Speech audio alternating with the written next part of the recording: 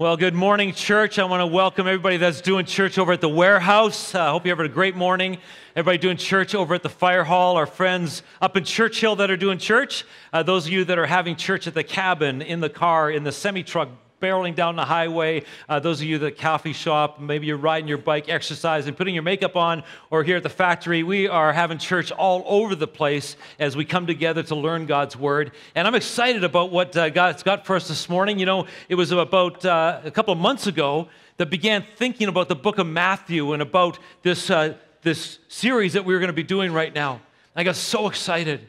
I thought, some of us just need to be emboldened because we've got monster-sized obstructions in front of us that we need to challenge. And we need to stir up this faith and this courage in order to challenge some of these things. So 3 weeks ago, I introduced you to Alexander Graham Bell, who challenged everything that was about communication to bring us the first ever telephone. And then I introduced you to Martin Cooper, who challenged everything that the telephone had become in 97 years of status quo industry to bring us the first ever cell phone.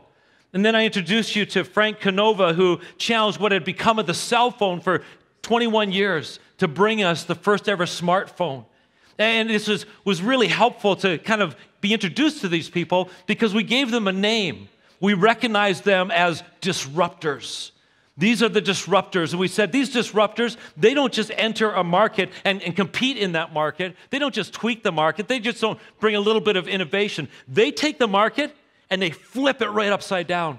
They see it entirely different than everybody else. And this was really helpful to us because as we talked about the disruptors, we realized that as we open the book of Matthew, we are introduced to the world's greatest disruptor, Jesus Christ. Didn't just come to tweak the market, didn't just come to bring a little bit of religious innovation. He took everything we knew and he flipped it right upside down, seeing it completely different. And then last week I introduced you to Anthony Lewandowski. And Anthony Lewandowski is like a world-famous self-driving vehicle engineer. Everybody wants his services. Everybody wants his knowledge.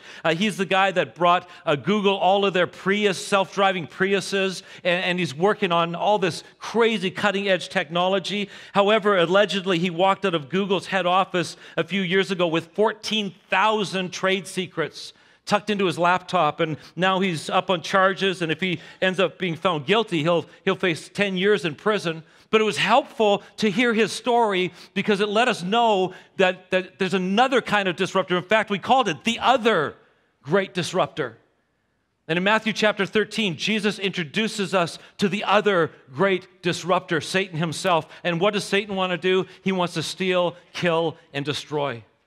And we realize that God plants amazingly good seed in our lives, and this other great disruptor is out to steal the good seed. And he wants to disrupt the good stuff. And so we uncovered 3 strategies of the devil to steal from you and to steal from his church. And this morning, I want to introduce you to Adi Hassan. Adi Hassan is a disruptor. She's a 35-year-old British finance consultant. Adi Hassan challenged what was for what could be. She grew up in Nigeria as a child. She went to the United States for university. She's back in Britain. But 5 years ago, she was in a job that she disliked with managers that disliked her. You can imagine that caused a little bit of stress in her life. However, that was not the greatest stress of her life. In interviews, she tells how she was in this part of her life where she was so annoyed, even angry, when she would walk into a store trying to find some underwear. Yes, we're going to use some language today. We're going to use the word nude and underwear and lingerie and pantyhose and gitch. So let's just get it all out of the way, okay? You're going to hear those words, so just don't be freaked out. Okay, she's looking for some pantyhose. She's looking for some underwear. And everything she's looking, the packaging says, what does it say? It says nude color. And she would look at the nude color and realize that it was light mushroom beige. And she looked at herself and said, that's not my nude color. And she could not find any intimate products made for her. So she quit her job.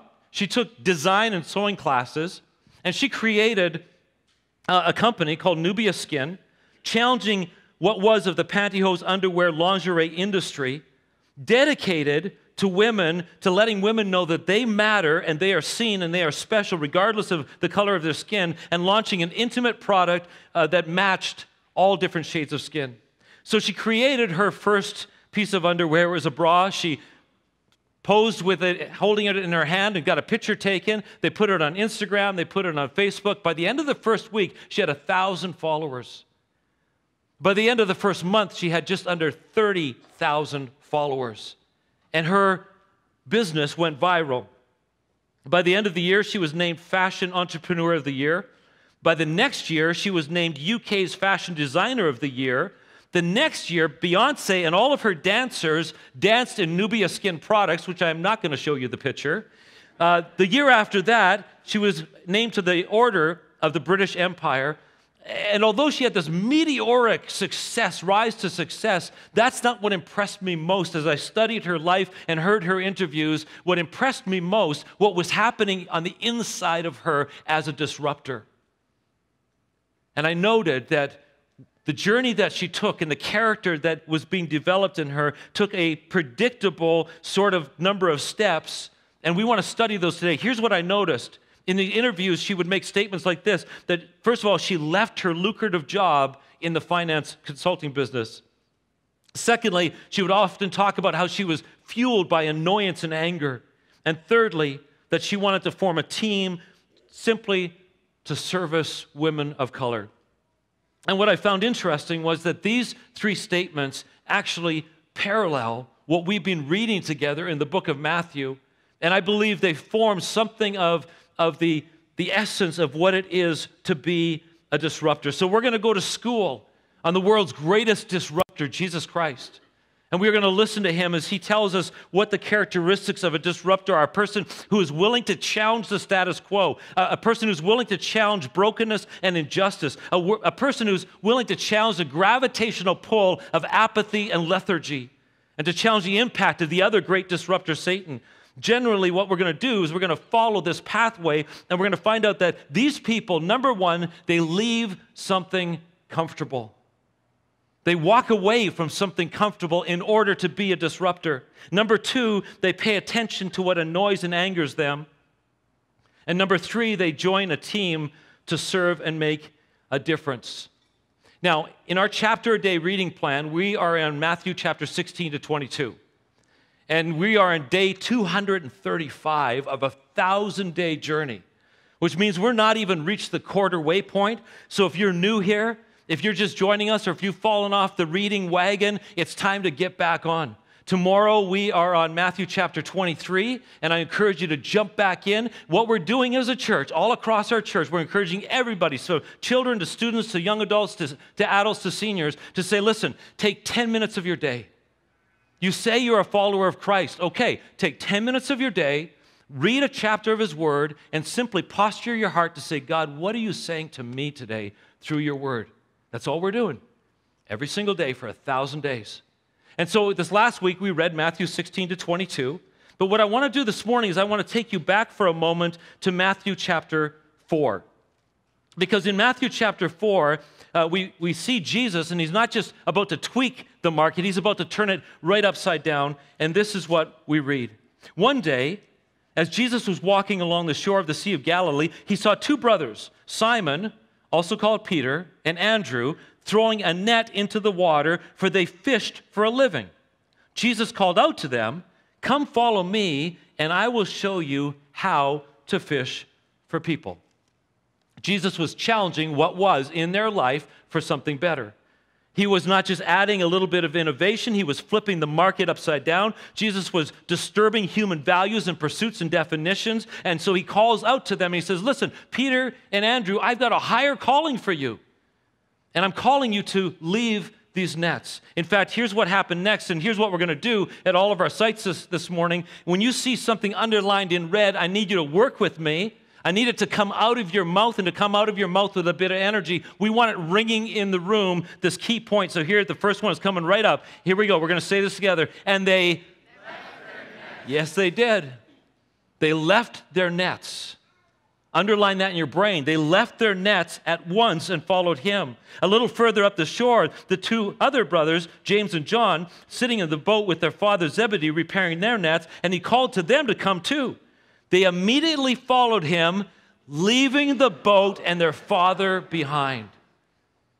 And we see this first principle in action. It's what happened in Adi Hussein's life. It happened to Peter and Andrew and James and John's life. They left the comfortable, lucrative jobs to follow and serve on Jesus' team. If you want to be somebody who is going to challenge what is, whether it's in your marriage, in your business, in your community, in your church, in your own personal life, in your health, if you're going to be somebody who challenges what is, you're going to have to leave something comfortable. That's the first point. Leave something comfortable.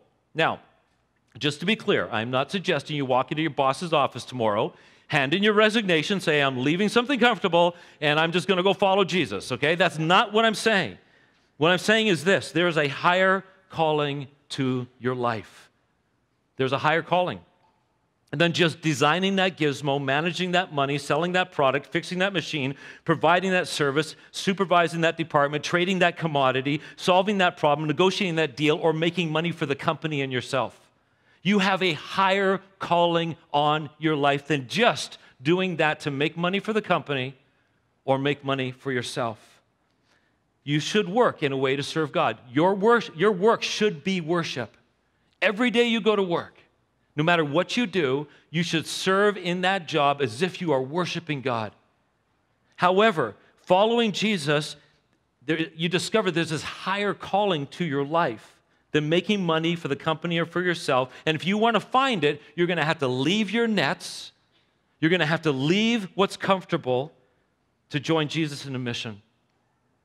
You know, Carolyn and I, the other night, went out with a couple of couples from church for dinner. And one of the couples, he's a CEO of a major company in the city. As far as I can tell, he's got his fingers in 3, 4, maybe 5 different companies. He manages literally over 1 million square feet of property. He has hundreds and hundreds of employees working for him, and he manages millions and millions of dollars of product underneath his leadership. And I love going out for dinner with people like this. I love sitting having coffee with people like this, because I get to get an inside look into what's going on in their life and how their world works. So I love to ask really pointed questions. What's the market? What's happening in the market these days? What's the impact of free trade and some of these political decisions on your corporation? How do you manage the stress of these things? And I love to talk about these things so that I can get an inside, behind-the-scenes look into this guy's world.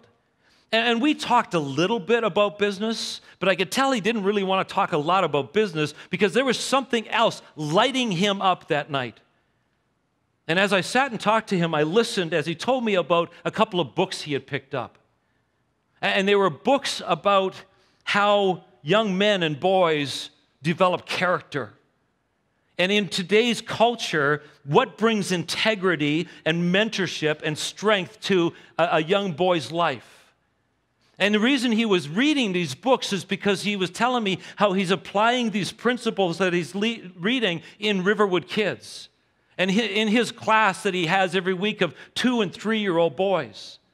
And he went on to say, you know, he said, Riverwood Kids is awesome. I love serving in church, but you know, my observation is that it's really female dominant, female heavy. There's a lot of women who serve in Riverwood Kids, and there's very few of us men.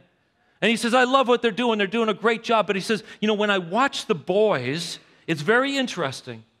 He says, I've noted that when the boys are sitting in the larger group, you know, one of the women can get up to teach and to lead, and they participate, and they learn, and they do great stuff. But there's something different about when a guy gets up there and begins to talk to these boys, because somehow he just kind of gets it, and he stirs up passions, and there's sort of this, you know, that the guys just sort of understand, and he says, I watch them light up in a way as we're building Lego, and we're doing things, and there's something special about a man coming alongside of a boy and mentoring and guiding him. And he says, then he went on to say this, he said, look, I've been doing this for 9 years. But can you tell the rest of the church that we seriously need more men to step up and mentor our boys and be there for the most formative years of these boys' lives? These boys need role models, and they need us men to teach, disciple, and lead them. And I walked away from that dinner realizing I just had a Peter and Andrew moment.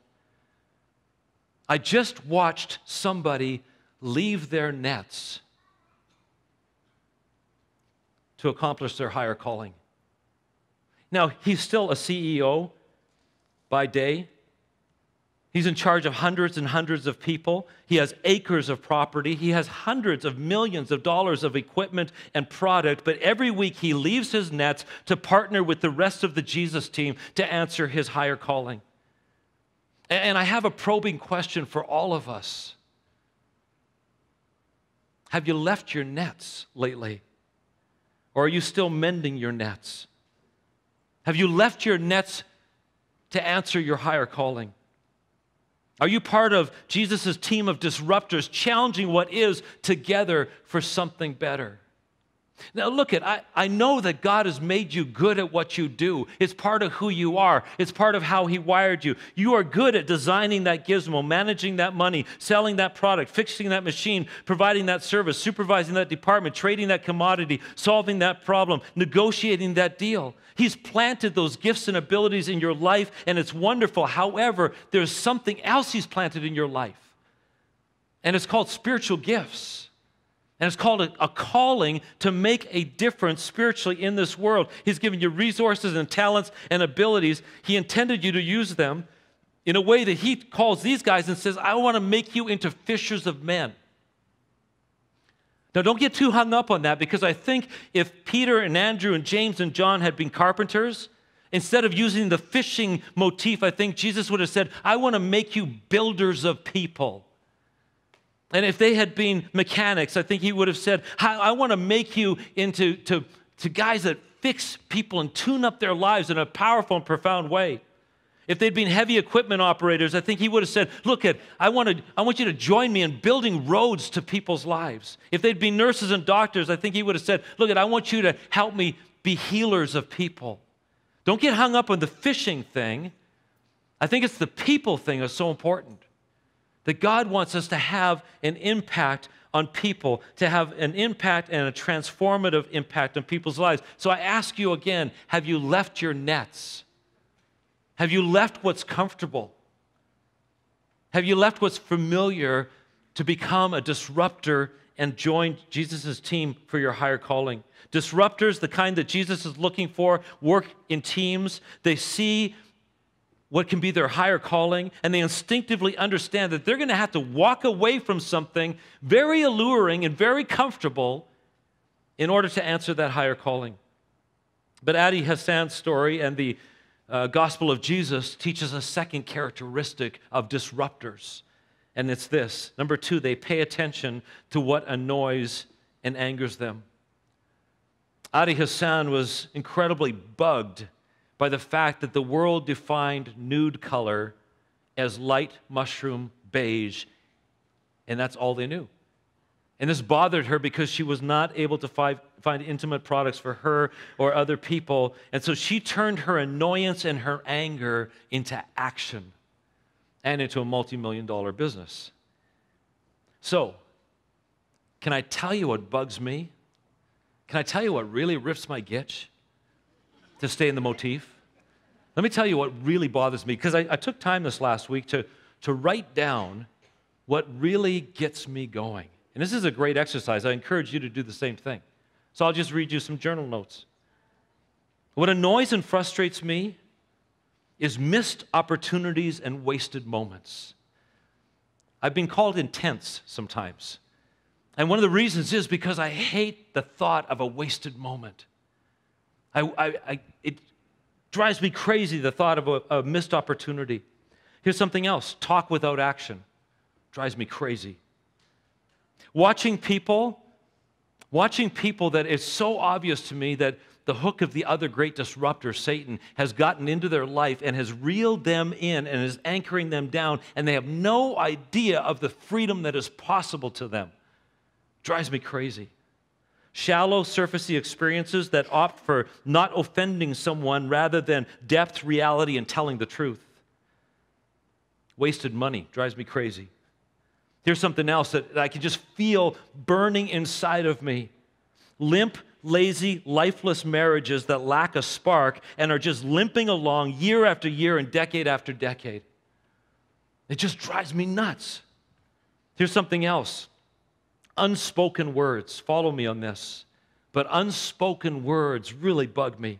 Words are the window to the soul, and when they aren't spoken, all people are left with is brick walls between themselves. Unspoken words drive me nuts, but I love the words that jackhammer window holes into the brick walls so that we can actually connect. There's something else that bugs me. People who live with one foot in the world and one foot in God's kingdom, and they can't decide who they want to follow or which life they want to live. So they try to live both. Drives me crazy. Dysfunctional churches that are stuck in internal politics and lifeless traditions instead of making an impact on the world around them. Drives me crazy. Now, you might be sitting there saying, wow, you got anger issues. Like, you're really kind of an angry guy. And I don't really think I am. No more so than Jesus.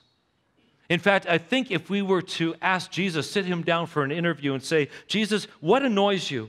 What frustrates you and really makes you angry? I think this is what he might say. It really bugs me when people get lost and disoriented and wander far away from God's love, the God who loves them so much. It just drives me crazy because I know how much God loves them. Oh, and it drives me nuts seeing people who have these heavy, crushing burdens on their shoulders, often put on them by the religious elite. It drives me crazy. Oh, and then there's pride. Don't even get me started on pride. When I see someone that thinks that they are too good to serve, too good to pitch in, too good to help out, thinking that they should be at the front of the line or the head of the table, it drives me crazy. And hypocrisy. Hypocrisy.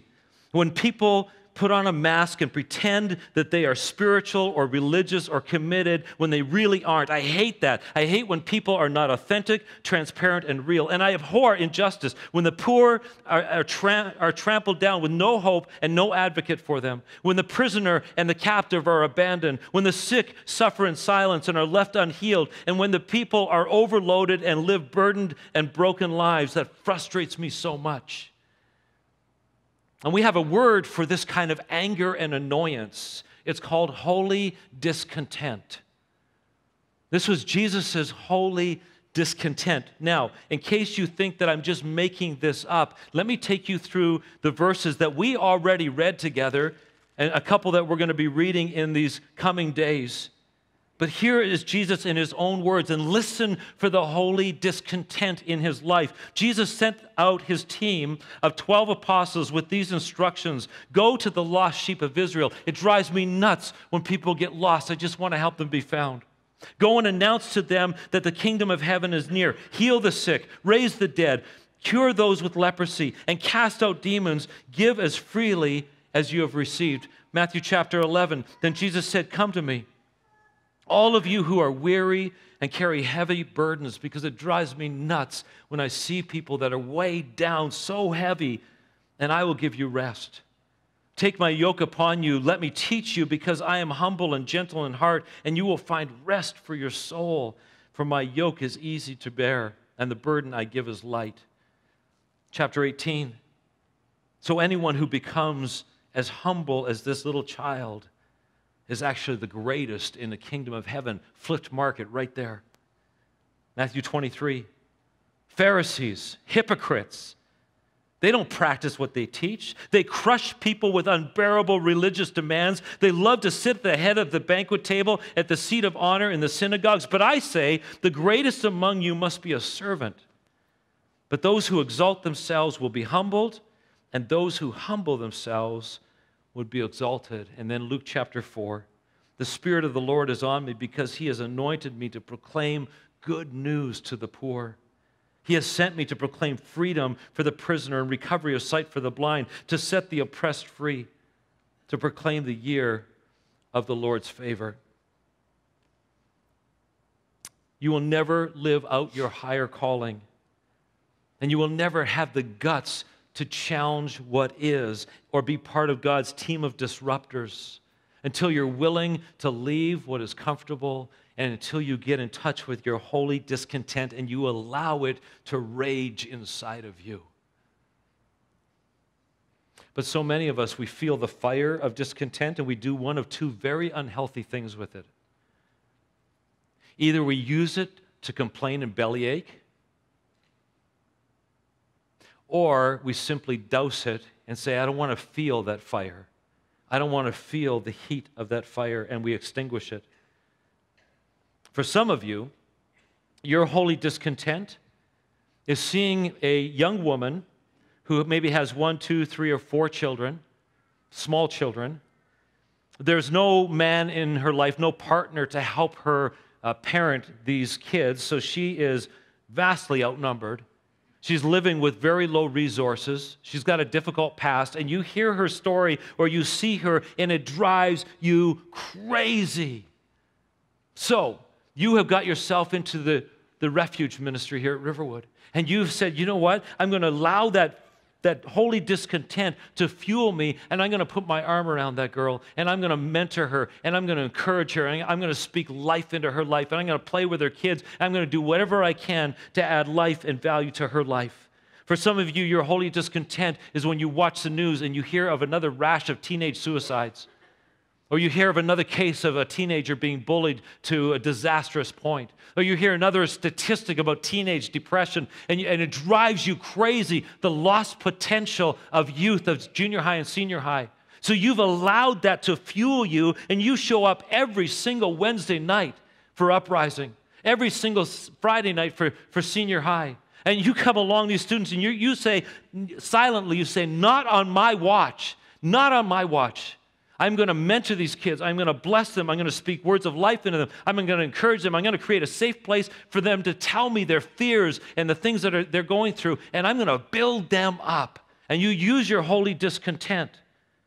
For some of you, your holy discontent is when you hear of people who are stuck alone, and they don't have much human connection, and they certainly don't have church connection because they have no transportation. And you happen to have a Class 1 license or a Class 2 license. We have people in our church like this.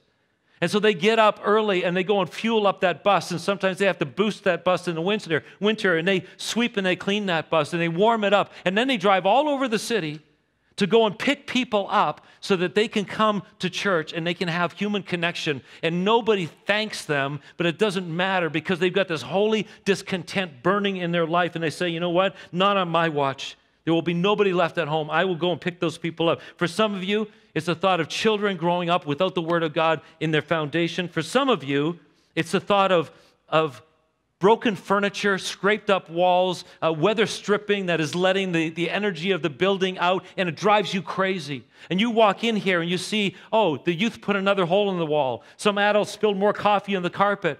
There's a light bulb that's burnt out. Some vandals went and spray painted the church, and it drives you crazy. Other people walk right past it, but it drives you crazy. So you joined the maintenance team. You said, I'm going to do something about this. I'm going to use my holy discontent, and I'm going to fix the holes. I'm going to paint over the graffiti. I'm going to clean the carpets, and I'm going to change those light bulbs. So let me ask you again, what is your holy discontent? Are you in touch with it? Do you need to go away this week and find an empty journal page and say, God, what is what fire have you put inside of me? That you're not wanting to simply be a reason I leave a church or a reason I complain about my church, but you want it to be the fuel for me to do something. Can you name your holy discontent? Have you come in touch with it, or is it just used for belly aching and complaining? Disruptors on God's team, they know what their holy discontent is, and they allow it to be the nuclear generator for making a difference in this world. And let me just reinforce this out of Matthew chapter 20, because we read this, but maybe you missed this. Again, it's got some red underline that I need you to just participate with me in on this one. It says this, Jesus called them together and said, you know that the rulers of this world, the status quo all over the world, is for them to lord it over their people. And officials flaunt their authority over those under them. Here we go. But among you, it will be different. Now, could you say it like you mean it?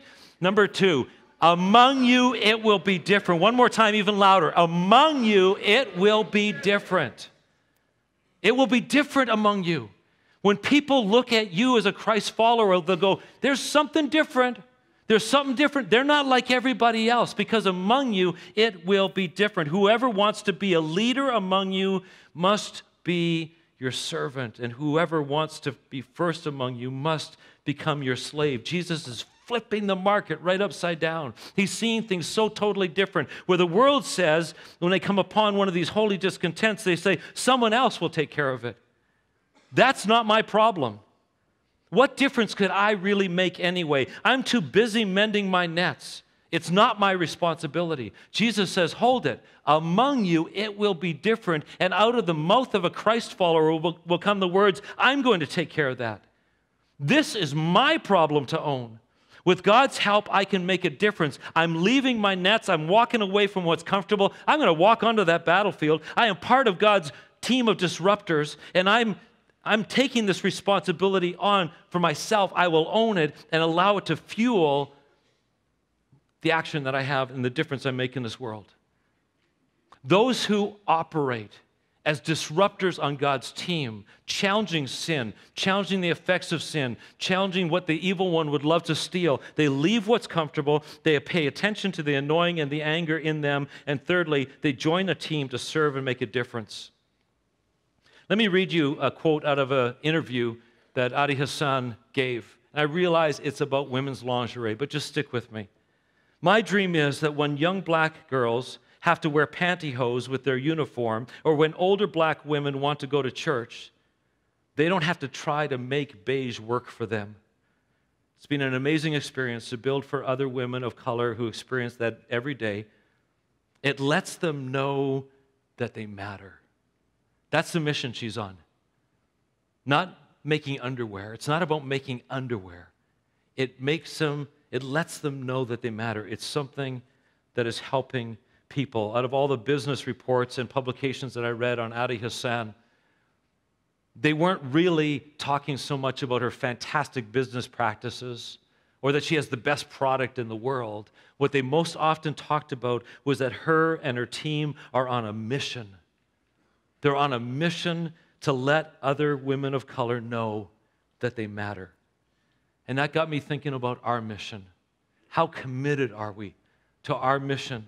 You see, Jesus was very clear in Matthew 18:11, for the Son of Man has come on a mission to save that which was lost.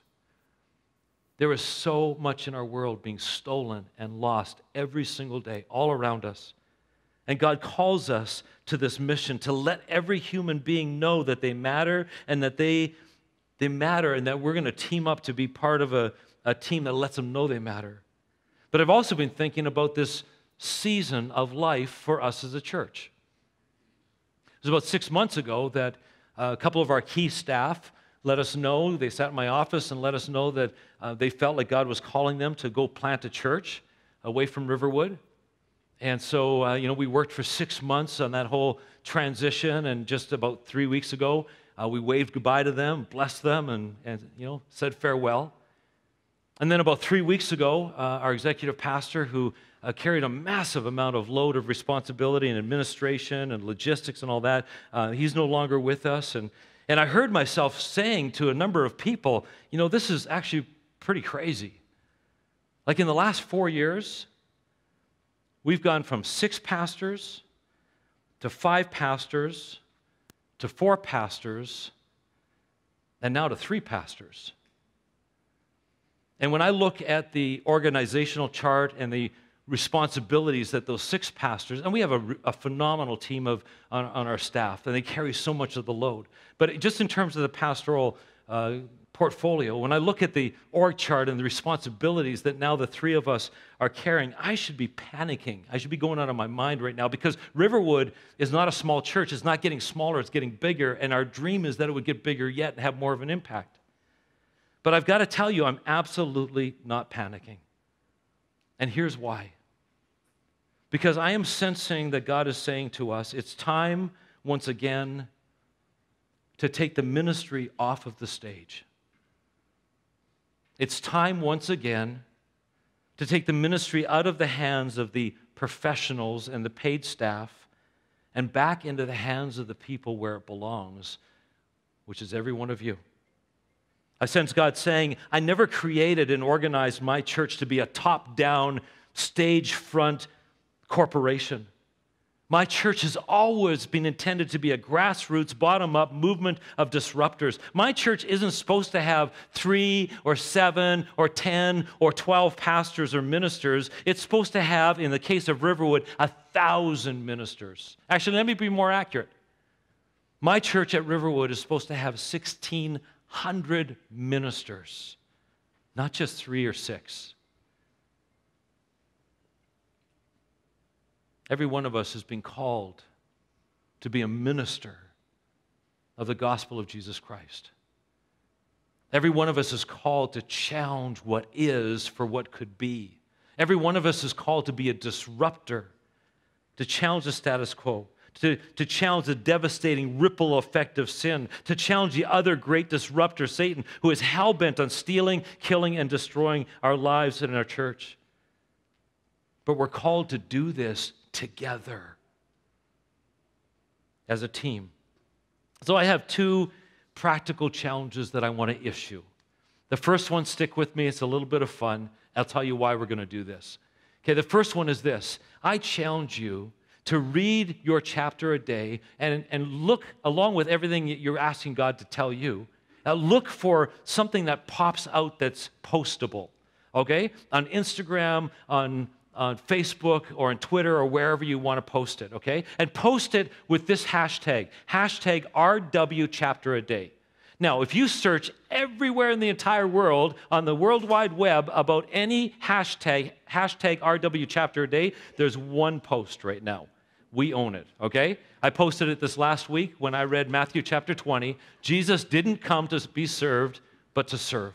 That verse has really impacted me. I thought, you know what? I'm going to take a picture. I'm going to throw it out there. I'm going to post it. And I got thinking, my goodness, you know what? Why would I be the only one doing this? Why don't I put the challenge out there this next week to find one concept of God's word that you can just kind of project out to the world and hashtag it, hashtag RW Riverwood, RW Chapter a Day. And then what we're going to do is at the end of the week, our graphic designer is going to gather all of these up, and they're going to become the scrolling pre-service, mid-service, post-service slides next weekend. Now, why would we do this? Are we just trying to be cute? No, here's why we're doing this. It is a very small but poignant way to declare that everyone's contribution matters. Everybody has a voice. This is not about our professional graphic designer being the only one to have access to expressing something. We want everybody that wants to participate in this and have some fun with this to have a voice and to have your part and to say to the world again that this will not be a top-down faith community, but this will be a bottom-up grassroots. Everybody owns it. Everybody has a say in it kind of a place. Everybody has a stake in our church. And so it's just kind of a fun way to do that. Hashtag RW Chapter Day. Post something. We're going to go and scour the web, collect them all, and let those be the scroll through next week. But here's the second challenge for you. And it's sitting on your chair in any of our worship communities. It's that little card. And that little card is a serving card on one side, small groups on the other. And we say this around here: find your people, find your place. That's it. Find your people, find your place. Find your people in small group that you can do life with. Find your place to allow your holy discontent to burn and to serve and to take your place as a minister. Now, can I be honest with you? I have a love-hate relationship with that card. Okay? I love it because it puts out there our current needs. And it says, hey, we're all in this together. We could really use your help. Here's a vehicle by which you could begin to help us. I hate it for 2 reasons. One is, for some of you, it's very, very intimidating because you have never served ever in your church, and the thought of serving scares the living daylights out of you, and you're just going to ignore it. Secondly, it could send the message that there's nothing in our church for you. In other words, if you have a holy discontent that's burning inside of you, and you look down that card and go, oh, it's not on there, you might just write that off. The purpose of that card is simply to start a conversation. We got a lot of people at church. And this is an opportunity to start a conversation. Put your name on there, your contact information, maybe an area you might be interested in. You can test drive your serving. You can dip your toe into it to see how it feels and if it works. And if you dip your toe into Riverwood Kids and then you realize you hate children, that's not going to be a good fit. So we're going to find some other place for you, okay? And we want to be honest about that. But you can kind of swim around till we find your sweet spot. But we want to help you find your sweet spot. It doesn't happen with a form. What it happens with is a conversation, but maybe this piece of paper could be the beginning of a conversation. So we encourage you to fill that out and say, you know what, I've never served before. Maybe I could help in this way. I'll put on the serving towel. I don't have to be one of those people who says I'm too good to serve. I'll put on the serving towel and I'll find my place. Because guess what? I realize that I'm a minister as much as you on the stage is. I'm a minister too. Riverwood doesn't need 3 or 6 ministers. It needs 1,600 ministers. And that means there's a job for you. And that's based on the spiritual gifts God's given you and that holy discontent that He's put in your soul. Pay attention to it. Would you stand with me here and at all of our sites, and let's take a moment to pray together.